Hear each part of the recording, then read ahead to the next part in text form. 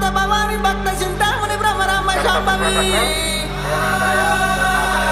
రేణుకా ఎల్లమ్మ 66 అవతారాలు వచ్చి ఏ విధంగా